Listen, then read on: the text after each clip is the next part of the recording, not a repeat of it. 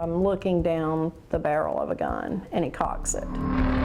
Nearly 30 years ago, Susan Cash was repeatedly raped by a man who attacked her near a payphone in Savannah.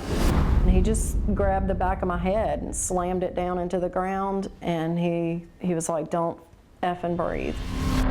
Once at the hospital, Susan underwent a lengthy rape exam. Nurses gave the rape kit to police, who Susan says destroyed it years before DNA analysis became available, killing the best evidence to catch her attacker. And I've come to a place of forgiveness for him, but I still want accountability. But far too many rapists aren't held accountable, say victims' advocates, not because rape kits are destroyed, but because they're not sent to crime labs.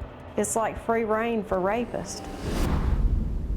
You know, they might as well go ahead and legalize it. Cities across the country have begun to uncover stashes of long-forgotten sexual assault kits.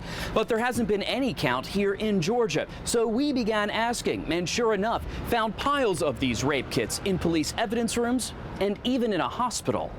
Very upsetting because those kits represent victims. Athens-Clarke County Police among the first to report its untested backlog, 159.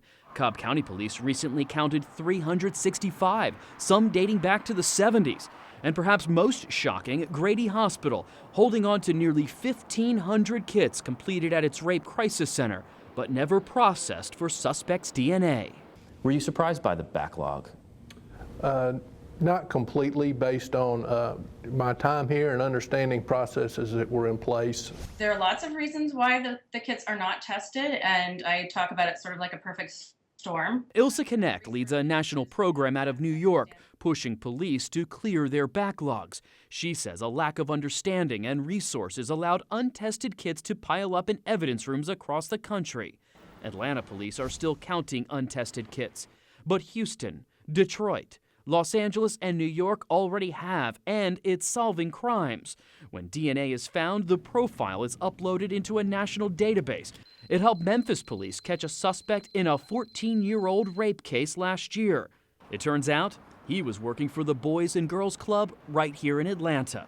When these kits go untested and we do not identify and prosecute these individuals, they are still out on our streets. While Athens-Clarke County and Cobb Police are voluntarily testing all old and future kits, it's unclear how big the backlogs are in other departments across Georgia. State Representative Scott Holcomb has introduced a bill to require police to start counting. The legislation basically requires that there is now an accountability system for rape test kits. They can't just sit on a shelf and just stay there forever.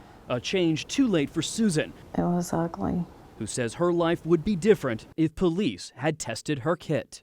Just knowing that, number one, that someone cared enough, that it was important enough